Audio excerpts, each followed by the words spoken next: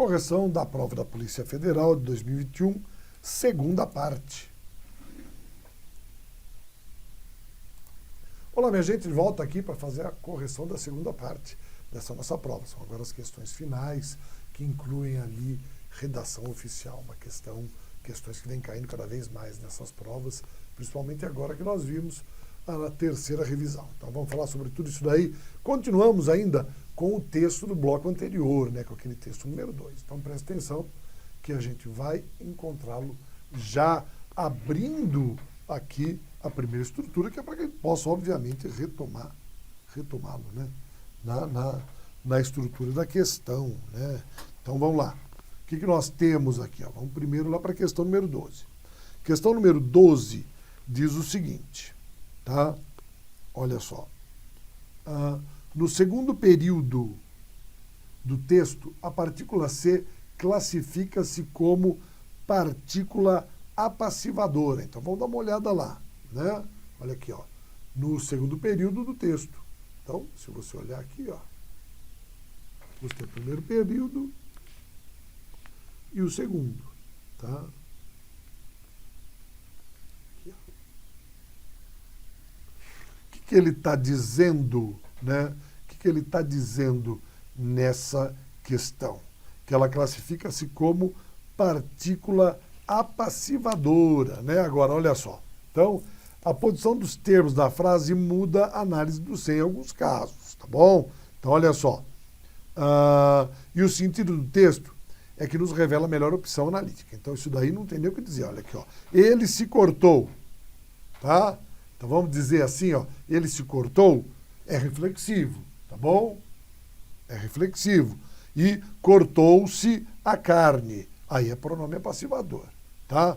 Falou assim, é o que ocorre nesse contexto, em que ó, a rede de prisões está se ampliando integralmente. Apresenta o C como parte integrante do verbo, tá? Falou assim, olha só, fosse ampliam-se as prisões, tá? Aí sim, né? Ampliam-se teria pronome apassivador, mas não é o nosso caso aí não, tá bom? Ele é parte integrante. Então o que a gente tem aqui, ó? Se você for ver essa estrutura aí da questão 2, tá errado, ele é integrante, tá? Faz parte do verbo, tá? Então não é partícula apassivadora de jeito nenhum. Tá bom? Vamos lá. Questão número 13 agora. Questão número 13 diz o seguinte, tá? A forma verbal crescem no terceiro período do primeiro parágrafo está flexionada no plural para concordar com o sujeito composto cujos núcleos são gastos, efetivos e serviços. Então vamos lá.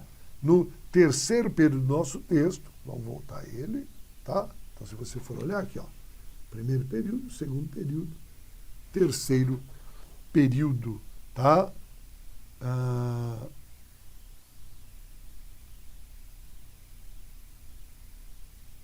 Olha aqui, ó. Então ele vai colocar a forma verbal crescem. Então você vai ver aqui, olha só. 1, 2, 3. Não é?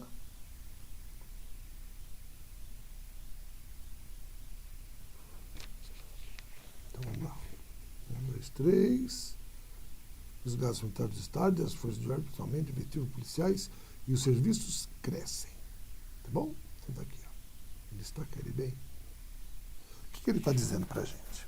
Ele está dizendo o seguinte, que essa forma verbal, tá, crescem, está flexionado no plural para concordar com o sujeito composto cujos núcleos é gastos e efetivos de serviço. Então vamos dar uma olhadinha aqui, ó. Ele diz, os gastos orçamentários do Estado com as forças da lei e da ordem, principalmente os efetivos policiais e os serviços penitenciários, crescem em todo o planeta. Tá bom? Então, o que ele está dizendo? O verbo está no plural para concordar com o quê? Com o sujeito gastos, né, gente? Falou assim, olha só, os gastos orçamentários são os gastos orçamentários do Estado, com as forças da lei principalmente os efetivos policiais e os serviços penitenciários, olha aqui, ó, vírgula, tá bom? Olha a vírgula aqui, ó. Né? Então você vai ver que os gastos estão fazendo todo o restante que ele fala que é efetivo e tudo mais, está separado por vírgula, gente. Aqui, ó. Tudo isso daqui não serve para nada. Os gastos crescem, tá bom? Então, quando ele está falando que é tudo isso daqui, ó, são gastos efetivos e não são só os gastos, tá? Então, a questão aqui está errada. Né? Não adianta chiar, não adianta reclamar, é assim que funciona, tá? Depois, olha só aqui na 14, tá? Conclui-se no trecho, há uma crescente necessidade de disciplinar importantes grupos e segmentos populacionais, tá? Então, conclui-se que os grupos populacionais a serem disciplinados são compostos por pessoas que têm autoridade e gozam de prestígio na sociedade, do que se infere que tais grupos têm adotado comportamentos indesejáveis. Pessoal, tá, do trecho mencionado não há como a gente concluir que as pessoas a serem disciplinadas têm poder, autoridade e gozam de prestígio na sociedade. Trata-se do quê? De uma extrapolação. Então, o que ele fez aqui, ó, ele foi além, ele inventou um monte de coisas, tá bom? Inventou, criou uma história. A eloquência com que se faz esse tipo de argumentação tem justamente o propósito de fazer o quê? Não é confundir a sua cabeça. Não, está tudo errado. A 14 está errada, não tem nada ainda dentro desse contexto, tá bom? Vamos lá, olha só. Ele vai dizer ainda em relação ao texto 2. Ele diz o seguinte, olha só, ainda em função do texto 2. Questãozinha número 15, tá bom? Questão número 15. Já.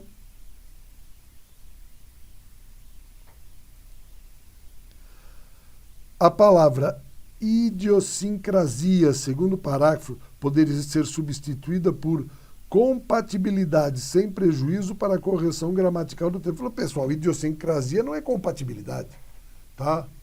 É muito pelo contrário. O que é idiosincrasia? Você tá falando, vamos olhar lá, tá?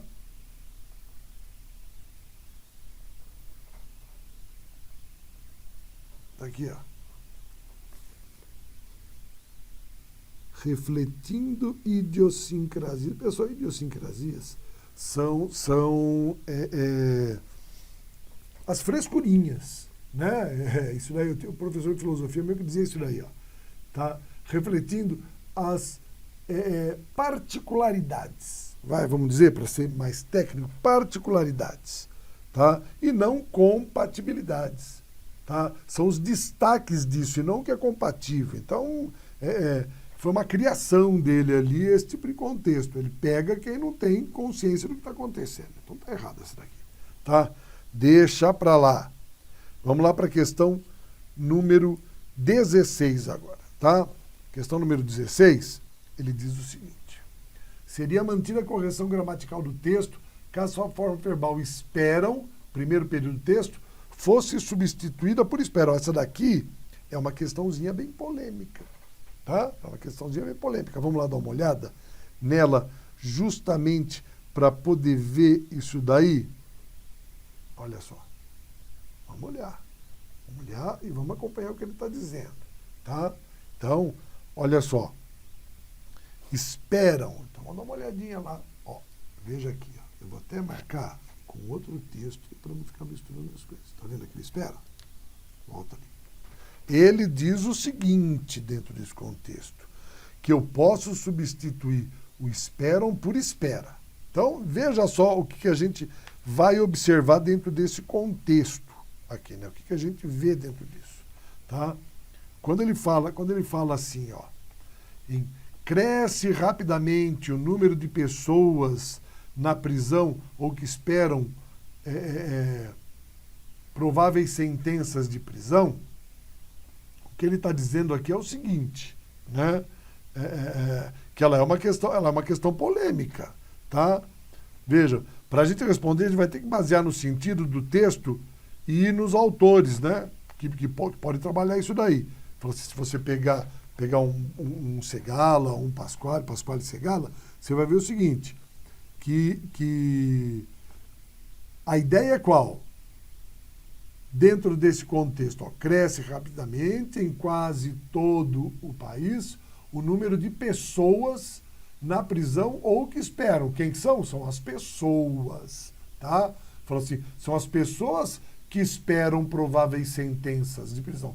Porém, o CESP apresenta uma possibilidade que é o quê? De você transformar isso daí em um número. O número de pessoas é que espera prováveis sentenças, tá? Então ele está fazendo essa transferência, tá bom? A lógica e a coerência daria para a gente que são as pessoas que esperam.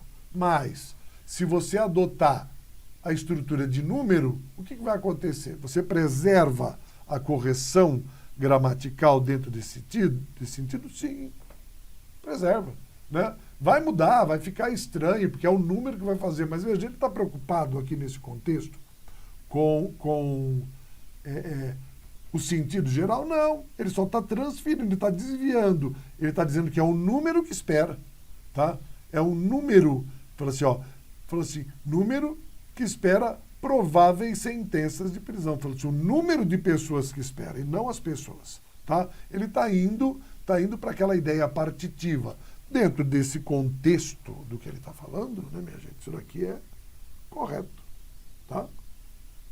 Seria possível. Então, vamos lá, né? Falou assim, é uma possibilidade. O melhor seria entender que não, mas é possível gramaticalmente, sim. O sentido tiraria essa estrutura. Mas como ele fala de correção gramatical, ele só está dizendo que é um número que espera. Pronto, tá? Coisas que a gente pode entender, que não tem problema assim, não, tá? Então, olha só, questão 17. Na argumentação desenvolvida no texto, a informação presente em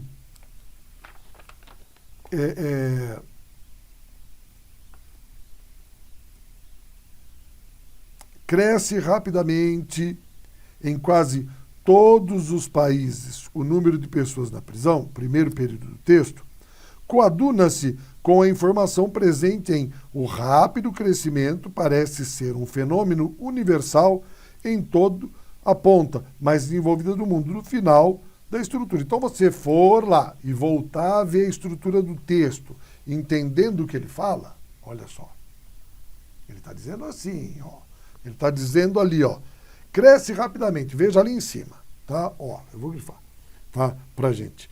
Cresce rapidamente, quase todos os países, o número de pessoas na prisão. Primeira estrutura. Ele está dizendo o quê? Que esse coaduna-se, que eles juntam-se, né? Que é possível juntar com a informação que vem lá no finalzinho, né? Ou seja, no final do último parágrafo, que seria essa estrutura aqui, ó. O rápido, vamos anotar aqui, ó. O rápido crescimento parece ser um fenômeno universal em toda a ponta mais desenvolvida do mundo. Então, o que ele diz? Ó, ele está dizendo que isso que vem aqui embaixo pode dar continuidade ao que está lá em cima. Tá? Então, ó, cresce rapidamente em quase todos os países o número de pessoas na prisão. Beleza? E aí ele diz, ó, o rápido crescimento parece ser um fenômeno universal em toda a ponta mais desenvolvida do mundo, que é o que ele estabelece como relação. Tá? Ou seja, nós estamos falando do crescimento do quê? Da população carcerária. Essa que é a estrutura, essa que é a ideia ali presente nesse contexto. Então, o que a gente pode dizer? Que é verdade? É verdade. Está correto a 17. Tá bom? Vamos lá. Questão 18 agora. Questão 18. Olha o que ele fala para a gente aqui. Ó. As palavras intensamente em quase toda parte, a rede de prisões está se ampliando intensamente e ampliada e se segue uma significação muito ampliada da solução institucional como componente da política criminal. Desempenham a mesma função sintática nos períodos em que ocorrem. Vejam só, olha só o que ele está dizendo. Quando ele trabalha aqui em cima o intensamente, ó, em quase toda a parte, a rede de prisões está o quê? Ampliando intensamente. Tá? Então, o que nós temos aqui? É advérbio. Tá? Aí, olha só. Intensamente e ampliada. Tá? Falou assim, ó. Intensamente ampliada e em sugere uma significação muito ampliada da solução, tá? Falou, vejam, o que nós temos ali? É o particípio do adjetivo, não é não? Aqui, ó, é o particípio adjetivo. Falou assim, são sintaticamente, se você for ver essas duas estruturas, o primeiro é adjunto adverbial e a última, adjunto adnominal.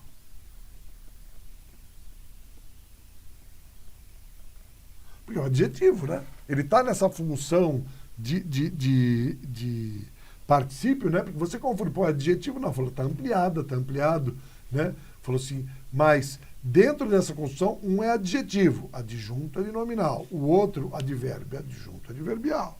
Então, não adianta ficar chorando aí não, né? A questão está errada porque ele diz o quê? É só olhar que as palavras, dentro desse contexto, desempenham a mesma função sintática. E a gente já viu que não, tá bom? Então está errado essa daqui. Ele errou.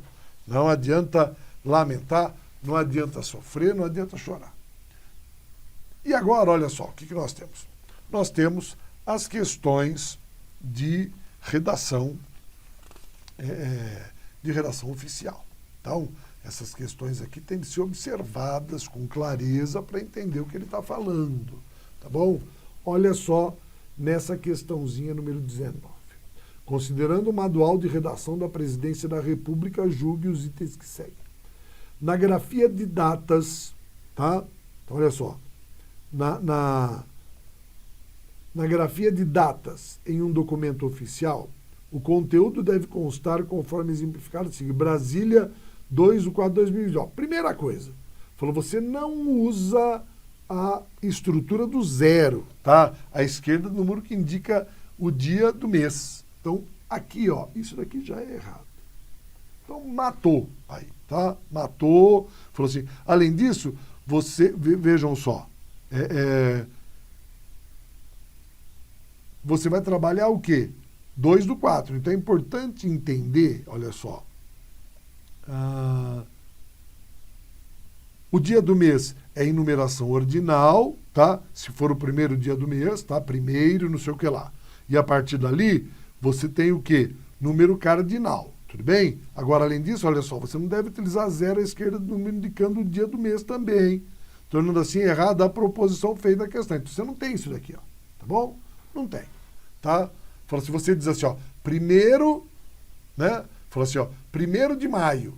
Como é primeiro, você não tem 01 de maio, não é verdade? Então a sequência também não vai ter. Você não vai dizer, ó, primeiro, depois 02, depois 03, tá? Como a própria estrutura já se constrói com uma elaboração diferente, os dias do mês, primeiro, depois não é segundo, depois é primeiro, 2, 3, 4, 5. Então você não usa esse tipo de estrutura. Isso daí já é a parte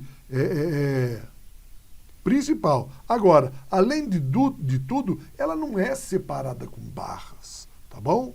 É incorreto isso daí, porque pois barra não é sinal de separação, tá? Você usa o quê? A data, ó, Brasília, 2 de abril de 2021. Então, se fosse utilizar, você jamais utilizaria o travessão. Poderia até utilizar, a barra. Você poderia utilizar uma vírgula, tá, que faz conexão, ou o travessão que faria ali a separação, mas não esse tipo de estrutura, tá? Porque como eu tenho 02D, do 4, 02 de abril, quem é esse D?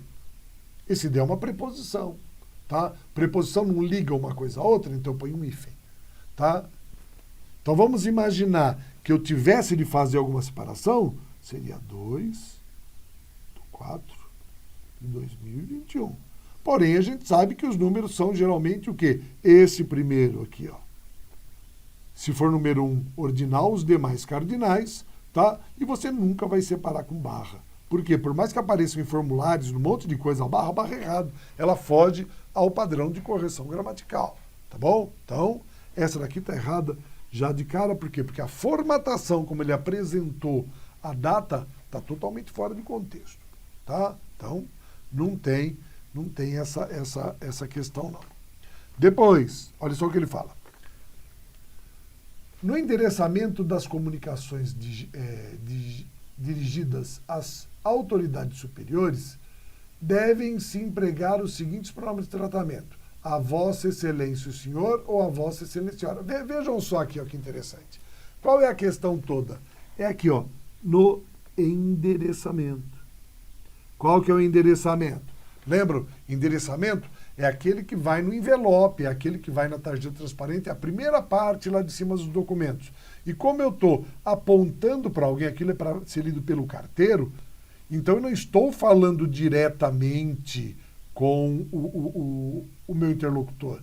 Eu estou falando o quê? Que a carta deve ser entregue a ele. Então, na verdade, o que você tem aqui, ó, é a Sua Excelência ou, tá, o Senhor ou a Sua Excelência a Senhora. Essas são as formas de estabelecer essa condição.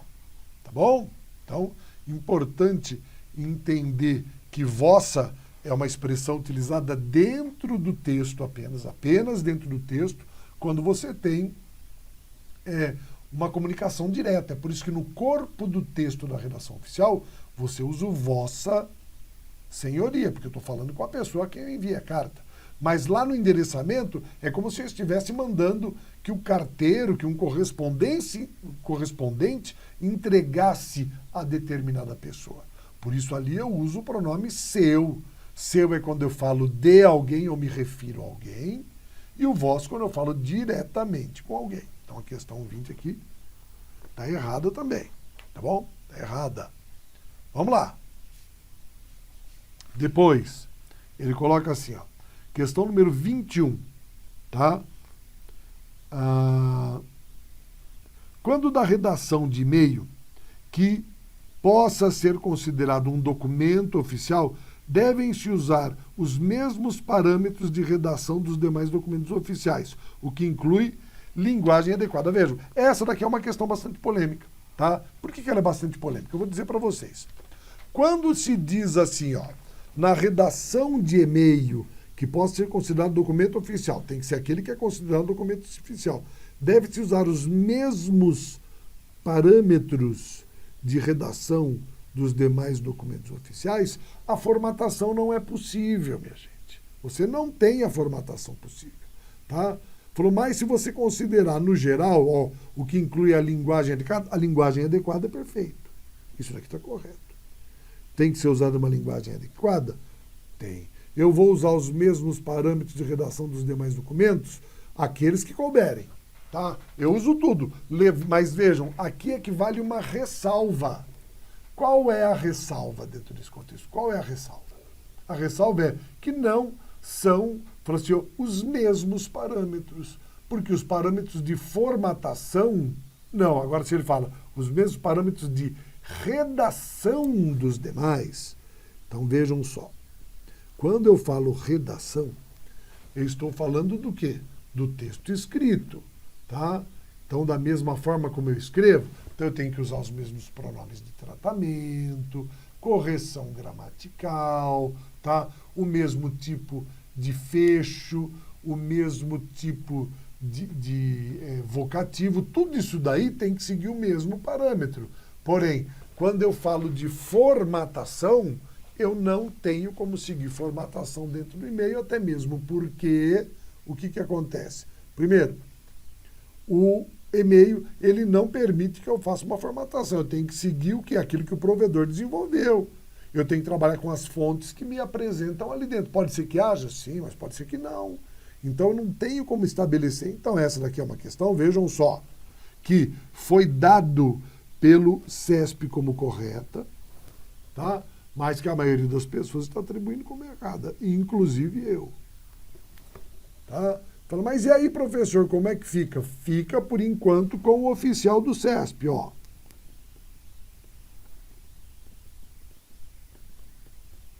Essa daqui é a visão, tá? É o Sebrasp, vamos até melhorar isso daqui, ó, tá? Que é quem está fazendo. O Sebrasp entende assim, tá? Se ele entende assim, ele que determina, a gente simplesmente entende que ele está o quê?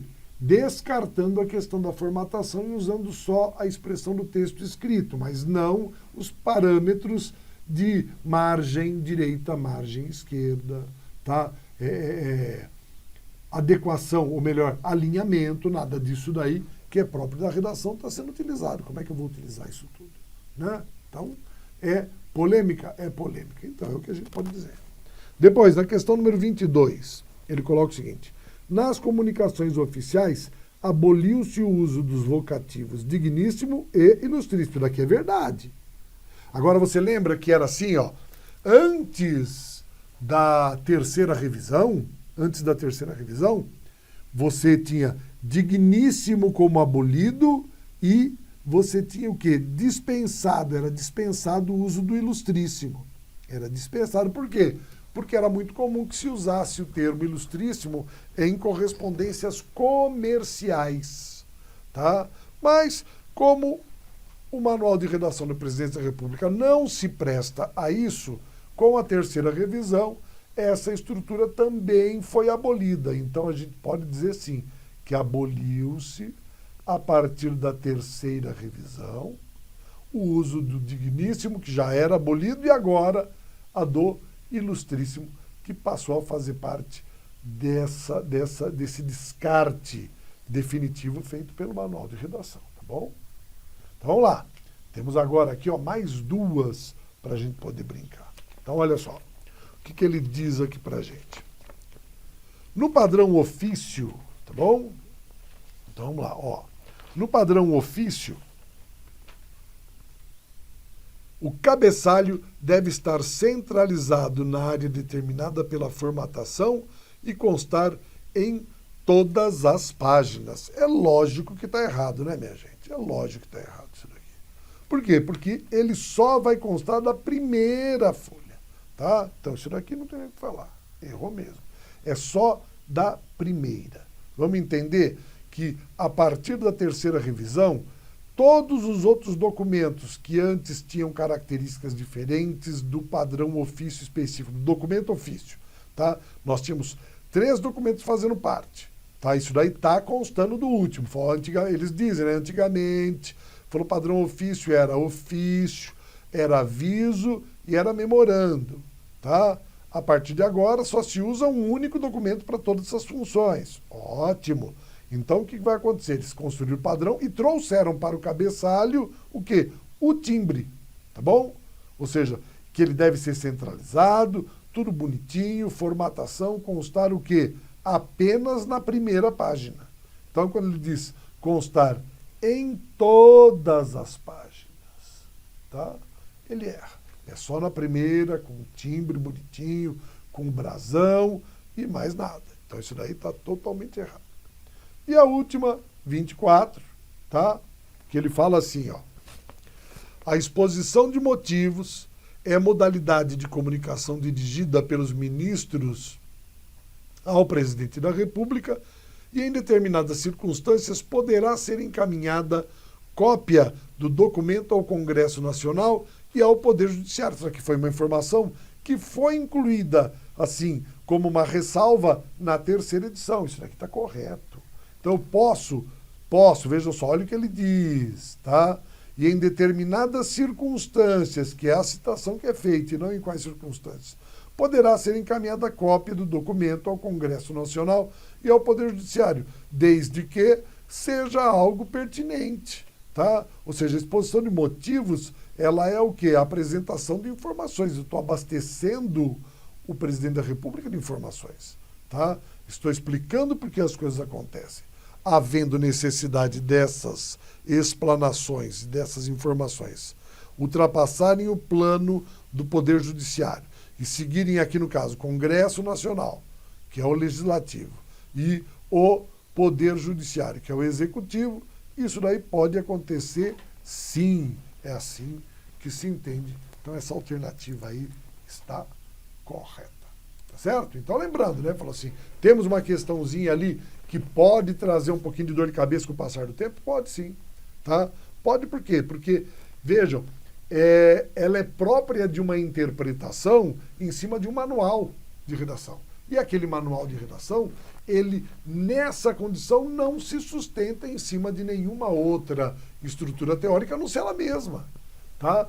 Então, o que o CESP pode alegar? A interpretação deles a respeito dessa estrutura, por isso terem lançado o gabarito dessa maneira. Tá? Obviamente, houve mais de um recurso sobre essa questão para solicitar que ela fosse o quê? Anulada ou dada como errada.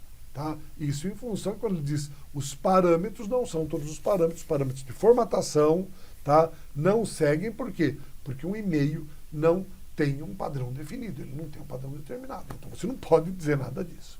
Tá certo? Minha gente, sucesso a todos vocês, né? Vamos estudando essa prova que ela trouxe para todos uma demonstração de como vem sendo feito o trabalho ao longo dos anos do CESP, como eles abordam as novas questões de redação oficial, como eles variam muito a sua perspectiva, mas como eles abordam os temas recorrentes, muitas vezes. Grande abraço a todos vocês e até mais. Tchau, tchau.